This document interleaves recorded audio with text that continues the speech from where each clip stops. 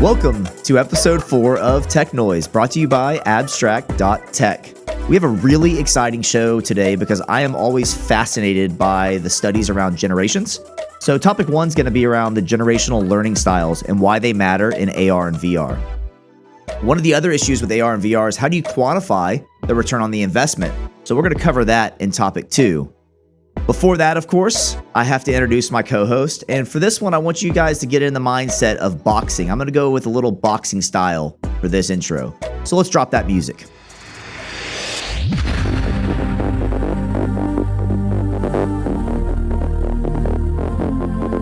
Standing in the red corner of the bounce house, measuring at a strong 5'6" with heels on, is a man that is feared by no one.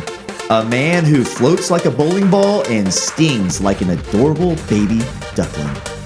Fighting in the youth large red trunks, Eric, the electrifying Ewok, Racer!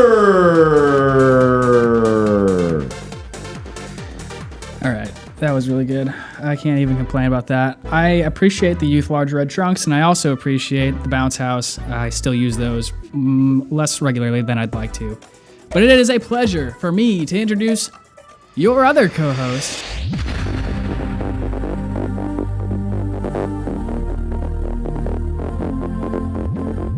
He's a man who embodies the anything you can do, I can do better mentality.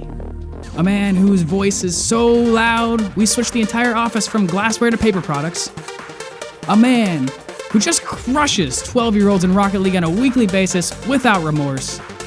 He's as flexible as a sheet of styrofoam in an Alaskan blizzard, and as old as Mount Everest is tall. My co-host and friend, loosely, the CEO of Abstract, Mr. Brian Bogan.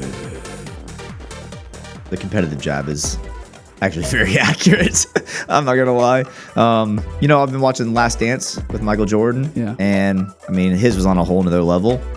But I do follow that same mindset. It's like if you're gonna do it, you gotta do it to win. Yeah. You're playing a 12-year-old in Rocket League, you gotta crush them. Look, there's no 12-year-old. There's no adult leagues in Rocket League. It's everyone. Throw everybody into the mosh pit. Honestly, the 12-year-olds are probably the ones I'm losing to, and I'm probably beating the ones that are my age. Very likely. Yeah, probably.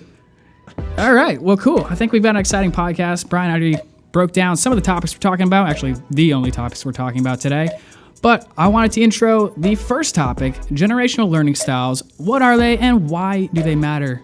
All right, so first off, I want to break down what the generations are that we're going to be talking about today. And first off, the most common one that, I guess of the two most common ones that people normally talk about are the boomers. Just a little background information. Boomers are typically 56 to 76 years old currently, and they make up around 25% of our labor force. Next up, we have the Gen Xers, who are 41 to 55 years old, who make up approximately 33% of our current workforce. Millennials up next, 26 to 40 years old, making up 35% of our labor force, and the Gen Zs, who are 5 to 25 years old currently, and make up just 5% of our labor force. So let's talk about these and why do they matter? What are the implications, and what are some of the problems that come along with having multiple generations within our workforce? I actually started diving in a lot with learning about generations because I saw this awesome TED Talk by Jason Dorsey, and it was like in 2015, and he broke down the whole idea around the Gen Zs. He called them the iGen generation, and how they're going to influence all the generations above them. And it's going to be around like kind of that first time that we truly experience that. And really dominant factor there was technology, how they grew up with technology, how they understand how it truly works versus just being tech dependent, right? And just relying on it because that's what we're familiar with. Once I saw that one, man, I just find it fascinating. The only con to the generation side is most people always hear about all the bad traits that all these generations have, right? Right. So you hear about this like this tension and feud between the baby boomers and the millennials and how they just butt heads all the time. And it's because they have these stereotypical traits. And one thing I noticed is that the more I was studying baby boomers, Gen X's, millennials, all of them, you can bucket people, but really like, I think the value that you can take around that is that they all grew up a certain way around certain things culturally, right? Because there's other factors that come in, like, the geographical location. Someone who maybe grows up in Spain is going to have maybe a different work ethic or life balance or structure to their day than someone in the United States, right? And then if you look at someone who maybe is raised in, New York or Minnesota or California or Texas, they're going to have a different upbringing as well. Like for me, I have a weird one because my dad's 90, right? I'm 38 years old, so I'm not an old grumpy man like Eric calls me. But so my upbringing is very different, and I think I kind of fall on what they call that lost generation, which is usually like the late 70s, early 80s kids. They kind of take from the Gen X, they take from the millennial side, and they kind of don't really know where they belong, generally speaking. But what I like to do is look at these generations and see like where technology and how they were brought up really impacts the way they learn. And I think that's where you can start diving into this. For example, the baby boomers did not grow up with video games, right? When they were kids, it just wasn't something that they did. You go to the Gen X side, and some of them did. I was born in '82, so right on the edge of both. So you had Atari, probably, maybe? Atari, Nintendo. Yeah. Yeah. I remember the Atari. I didn't play it much, but my first real console that I was like playing actively was Nintendo. Yeah, you weren't allowed to touch the TV dial type situation. Yeah. Jab, jab, jab, jab, jab. This is your moment to shine here in this podcast because we talk about generations. I know. It's so good. But and so why does this matter? We're moving into this learning style, and these companies have always followed these traditional paths. You're used to this classroom teaching. I mean, that's still what we go through with school. It still exists today. And then college is the same way. And when you start getting certifications and all these things, you usually sit in a classroom and you take a test. It's not really that hands-on initially, right? And then you start getting into hands-on learning as you start getting into that job force. Well, the problem is when you start looking at the trends in these generations, there's two things that I think are consistently happening. Attention spans are going down. Like the boomers, man, they can just sit there and like read and watch something and absorb it and do it for a long time. They're the ones that kind of coined, workaholics, right? Mm-hmm. And so they can just sit there and do that, and they're content with that. A lot of them. But all of the social media influence and video content, and you even look at social media trends over the last decade, people want faster information. It goes from something like Facebook to Twitter, right? You got all these quick moments that you get to capture inside social. So attention spans are going down. So you have to keep people engaged. Well, if you look at the trends with them, technology has been going up. So the influence of technology with these younger generations is significant. The millennials pretty much grew up with technology. They did not hit the stage in the early or in the later moments where they could actually truly understand how it all is working. But the Gen Zs do. Those kids are growing up coding. Like coding is part of the learning path that they're taking. Where this is significant is when you start tying in augmented reality, virtual reality, gaming simulations. You are embracing the technology that those generations learn the best with. They all have started learning off of educational applications, little mini games that have some kind of driving force with numbers and letters and so on. But they don't want to sit in a classroom for 8 hours. Most of them, if not all of them, don't want to do that. Right. And that's the influence of technology. Where this feud, so to speak, can come in is really just them not being on the same page. That kids younger, even like I still play video games. I'm 38, right? I don't play as much as I used to because I have kids. But, as my kids start playing more video games as they get older, I've been playing with them, right? And I love it, and it's fun, and I like to play the educational games with my daughter and all these different things. But the hard part is when you're deciding, what, as a company, I want to embrace the way people are learning now. You have this difference of experiences throughout your childhood, college, and your experience in the workforce, and so. A millennial, let's say, and we'll call this millennial a champion, says, what?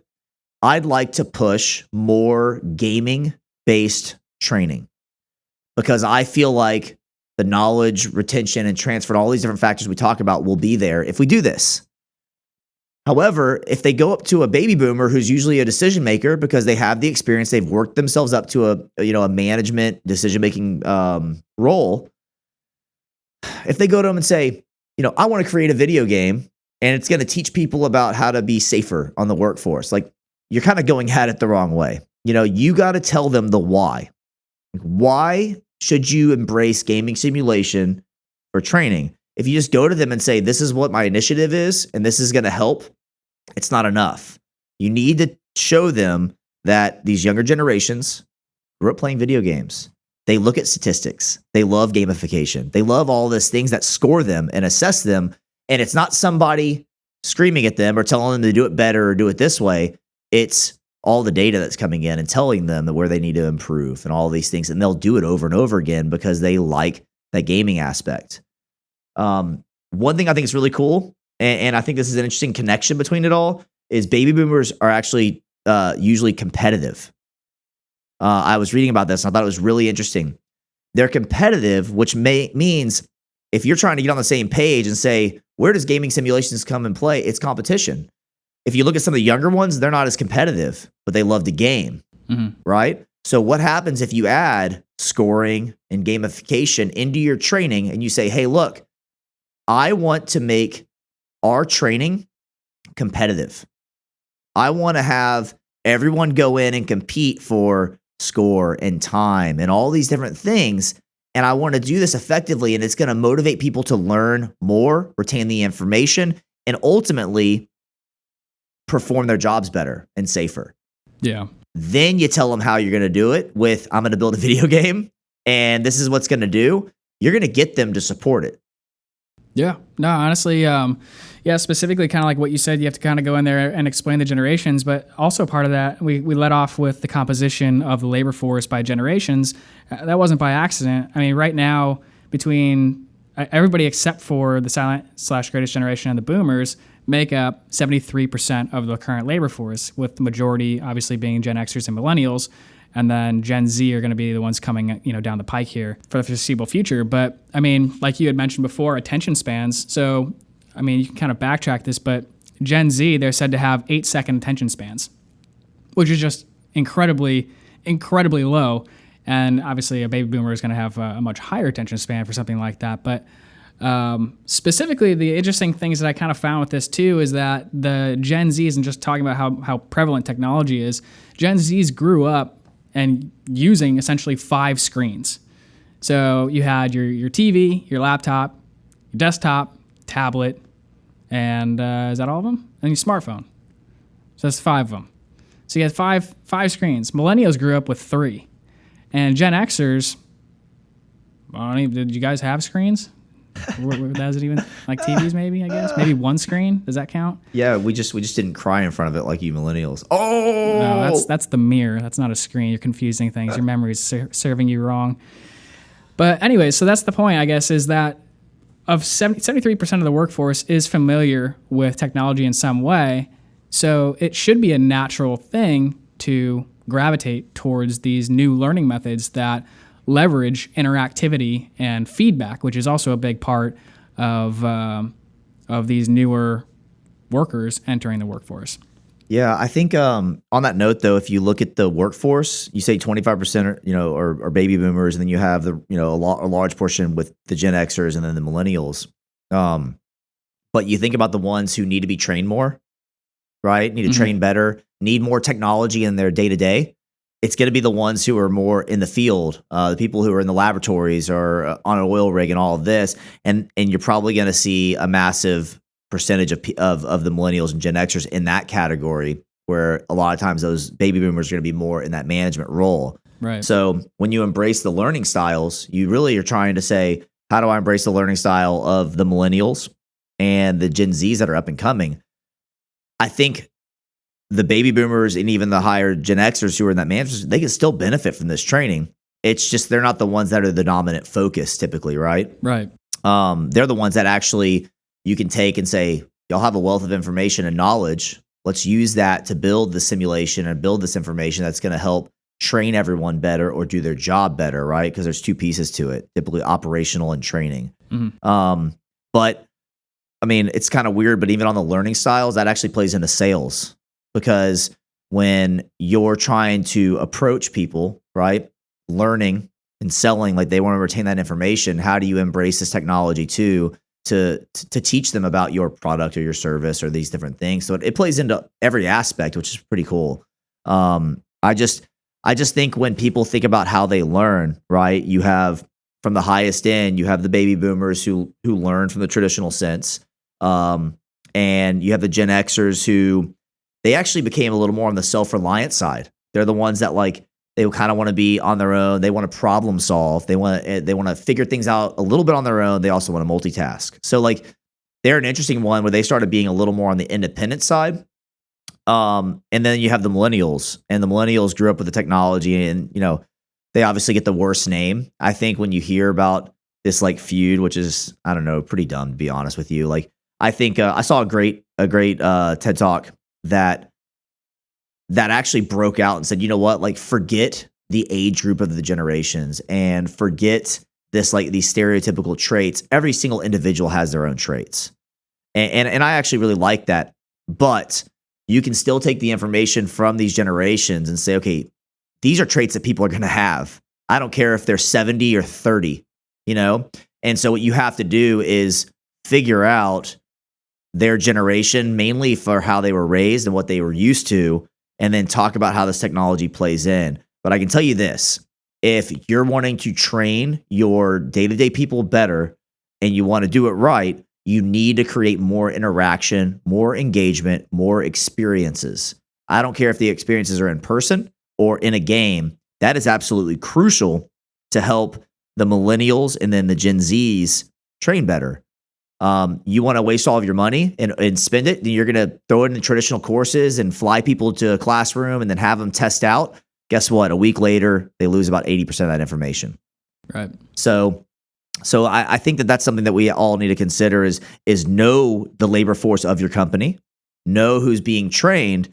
This stuff takes time. So if you're delaying any longer to get into simulation-based training, then you're failing because you're missing the learning style of the younger generation.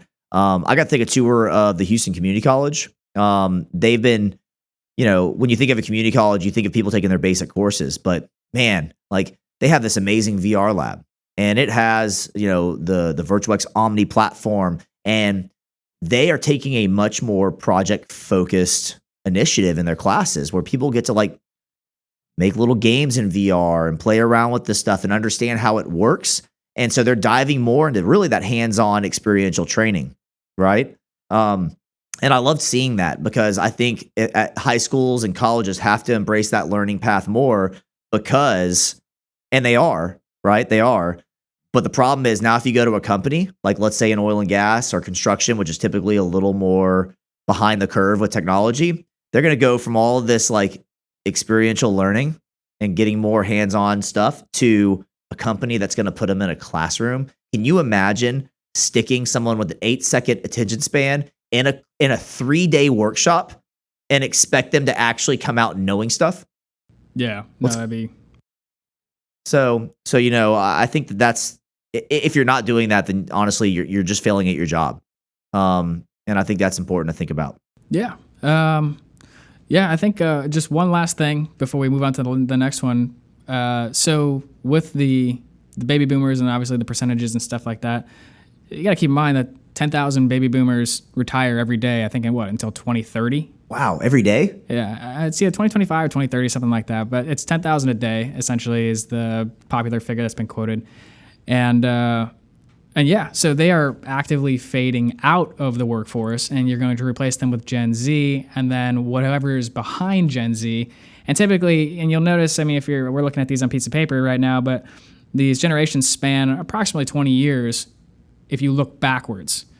But the generations moving forwards, they're shaped by the things that happen in everyday life. Like there's events that happen that shape behaviors. So 9/11 was a big example of what was the trigger point, more or less, for like the end of the millennials and people that would mark that as like an identifying aspect of their lives. Yeah, how old are you when that happened? I would have been 11. Do you remember the moment? Yeah, I do. Yeah, I was Okay. 11. Okay. But I was in middle school. Did it give you any feeling, or was it just kind of something that happened because you were? It's just kind of scary. You didn't know what was going on. Yeah. And yeah, I mean, obviously seeing that kind of stuff on TV, that's not, that's not fun. And then you're wondering, like, are we going to war? Are we already in war? Yeah. And, you're just a kid. You don't know any different. Yeah, I mean, I was in college and people were beating on my door saying we're being attacked, and I turned on my tube TV and Yeah. and saw it all happening. So like I totally agree. Like, it cannot be years based, and there has to be a gray area with these generations, and some of them don't even fit the mold, and that's totally okay. But I definitely agree that it's the events and the path, these things that happen, these moments in time, like the internet, Yeah, big one. and gaming, right? Like all of that plays into these ways that you can classify how people grew up. And again, not all the traits are the same, but they did grow up the same in the same environment with the same limitations on technology or the advances on technology. Yeah, it's gonna be weird because I think once AR and VR like gets to a more mature place, I think that'll probably be the trigger point of the next quote unquote generation, and then you'll end up having shorter generations as technology progresses. I think that's really going to be the catalyst to having this. And right now we're looking at, I mean, if you include boomers, we're looking at 4 generations, and then that the TED Talk, I think he had a good point, Jason Dorsey, and I'll go ahead and link to that in this the description as well. So good. Even though it's 5 years old, I think it's still very accurate, and he's such a good presenter with it. It's awesome TED Talk. Yeah, no, he had mentioned that you'll probably end up having 6 or 7 generations in the workforce by the time you end up leaving it. You know what I think will be fascinating? Can you imagine, like right now, the Gen Zs, like they don't really understand a landline, really, like they've never really used it. Yeah. They're used to FaceTime, all these different things. Can you imagine if the next generation's like, wait, you had to hold a device in your hand? Exactly, you had to hold right? a phone? Yep. Like, why would you have to do that when you can just put these glasses on? Yeah, it's just gonna be second nature. It's like they just don't even get it. It's gonna be weird. All right, well, that kind of leads into the next conversation, which is basically what's the point of VR and AR? Like from an ROI perspective, where's the value? I feel like if we're talking about baby boomers right now being decision makers, what are they looking for to make something like this viable and viable in an organization really of scale? Yeah, I mean, typically there's 2 easy ones, right? Is it going to provide me cost savings? Is it going to increase my revenue, right? And honestly, there's some other ones that kind of float around that you can't really quantify them. Some of them you actually can in a weird way. We'll get to in a little bit, but those are the 2 main ones if you're trying to just say, how do I quantify the value of these things? And then you have to break it up into kind of your 2 traditional ones that we keep talking about, which is operational and training. And so from the cost saving side, you can start trying to run numbers and evaluate. And at first you're taking some like kind of guesstimations. And then you maybe build a proof of concept or a first version, and then you start getting real numbers, and then you find ways to maybe improve it, right? So for example, if you're going through like an inspection process and you're saying, okay, right now we're using diagrams on a laptop, and we're using these different we're maybe using spreadsheets, or we're literally putting pen and paper, right? And we're doing this. If I incorporate this into an application and I use something like augmented reality, for example, to help streamline that, what's the time savings there for me to 1, finish my inspection, and then 2, the report aspect. So if I'm doing it on paper, what do I have to do? I have to then take that to the office. I have to get it scanned in, or I have to have someone take all the data from my pictures and all these different things and then make a report or some type of digital asset and then put that somewhere. That's a slow process. But if you can streamline that, then you can start adding value and say, okay, by doing this digital inspection, automating all that back end stuff, what's the time savings based off the specific roles? So the technician doing the inspection, the supervisor verifying the inspection was done correctly, and then having that inspection report or that document generated and logged somewhere. That's how you can take those different roles and say, how many in my company of those roles will be doing this? What's their average cost, per hour, for example? And then there's your cost savings, right? Right. On the revenue side, it's okay. I do think, like, let's just follow the inspection path since I already kind of went down that rabbit hole. We offer inspections for our clients. Right now, when we finish our inspection, we give them a PDF. Is there a way that we can generate revenue differently than we've been thinking in the past? For example, what if we gave them a dashboard where they could see their inspections? They can see analytics around all of their inspections by location, by technician. They have a dashboard that shows their inspections, all these different aspects, right? And you're actually adding tremendous value to what you're giving them outside of just a static PDF. And if you can generate revenue from that, right, that's going to add value. So there's different ways that you can start determining revenue increasing. And that's also a big differentiator. So outside of what the licensing it or whatever you're going to do with it, like going to someone and saying, okay, you have 20 other vendors like us, but we're the only ones offering you this. Yeah. That's a big deal. Imagine if you're a large green tractor company and you have an app that provides the ability for anybody to guide somebody through this maybe it's a procedure, I don't know, to change the oil of the tractor. I don't know anything about tractors. I know they have wheels that are a lot bigger than me. And I'm actually not from California. Let's make that clear. But yeah, so I mean, if you're going to be able to provide somebody with some sort of self-diagnostics app that gives them heads-up indicators as to what they should be doing next, so they don't have to like try and flip through some book that has liquids spilled on it and cow poop or whatever they do there. You're just going on a. I'm just going. I don't even know. Deep. Anyways, but yeah, you can add that, and maybe that's another $10 a month for that feature.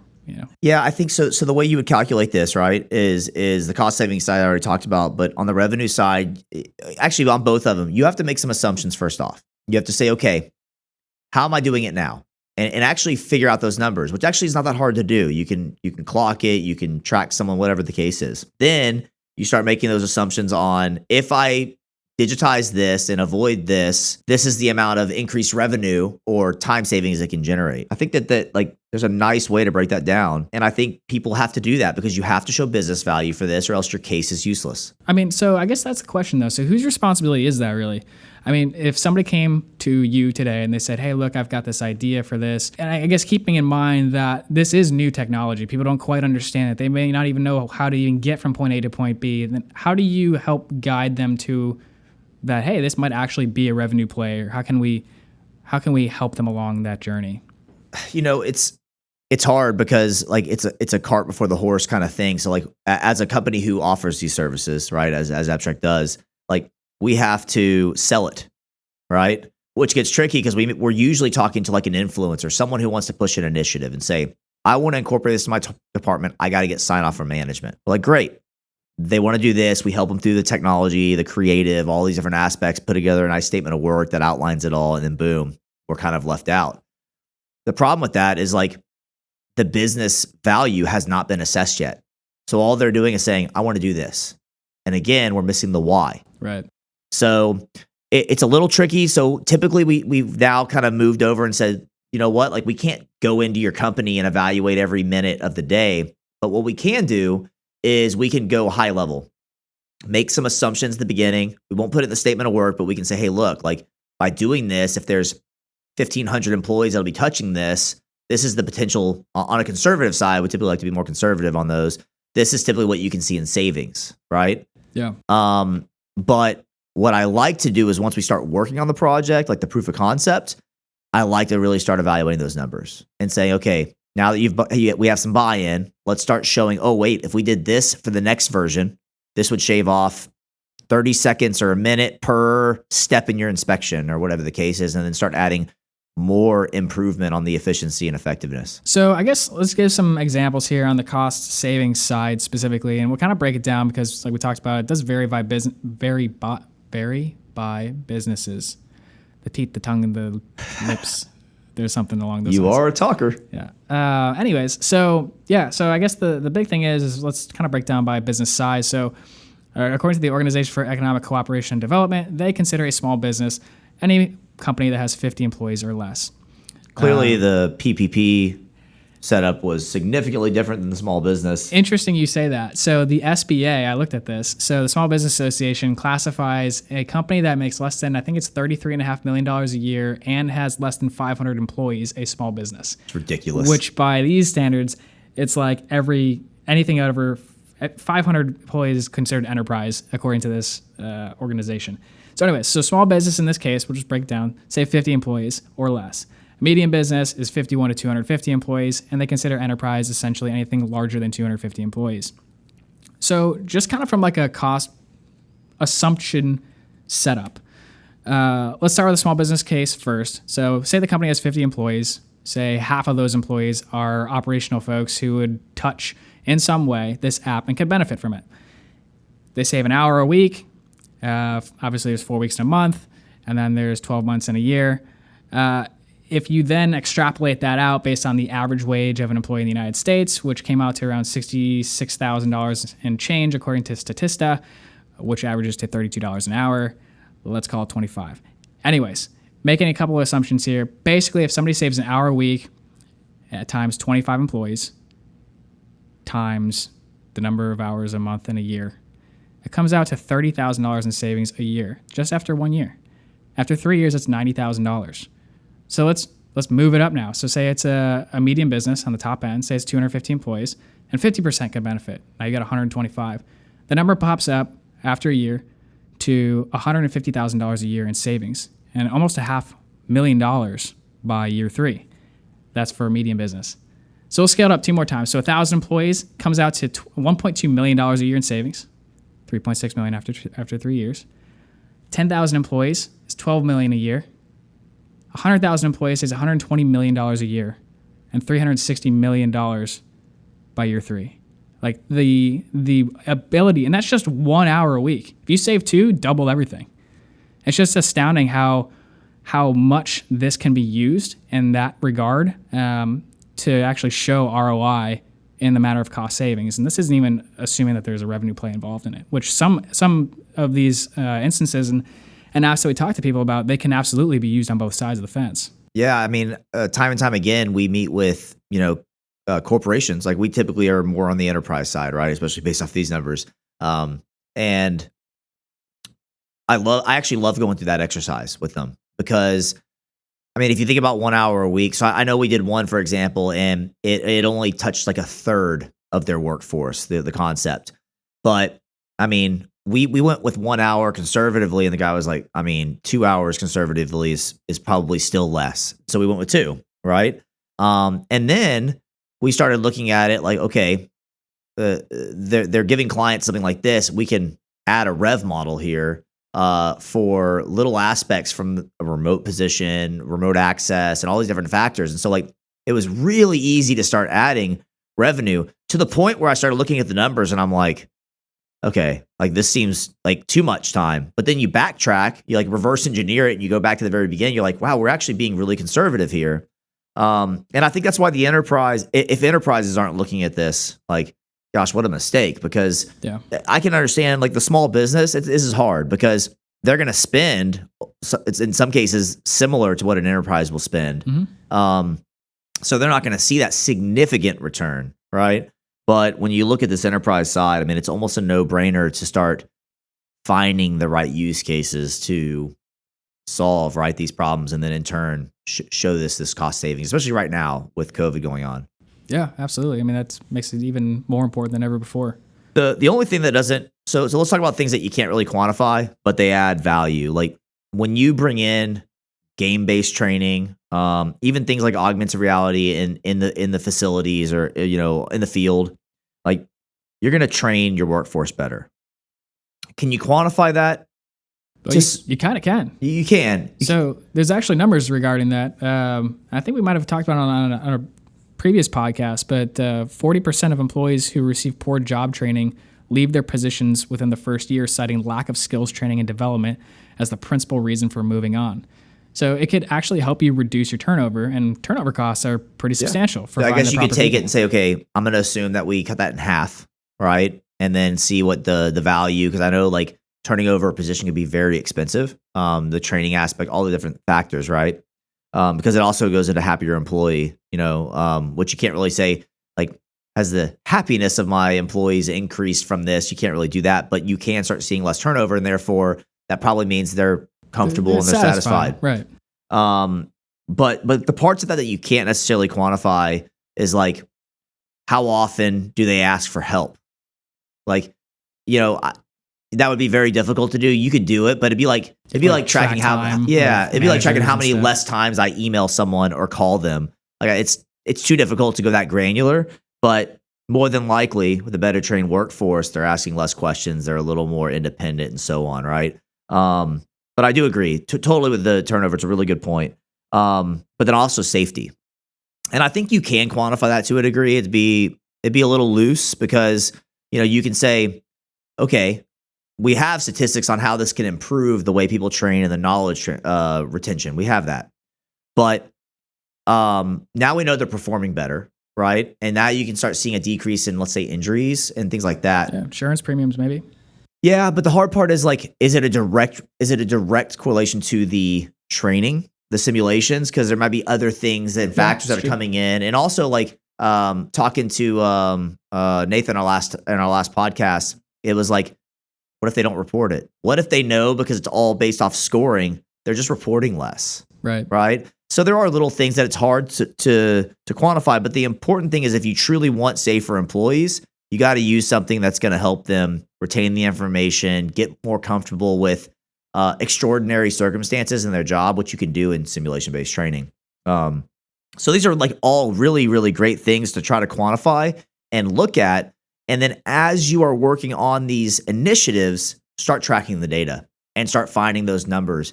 And if you're showing the returns, for example, that Eric was putting together with those calculations, it's a no-brainer to start finding more opportunities and ways to tie in this technology to different use cases to start showing more ROI from a cost savings or revenue side.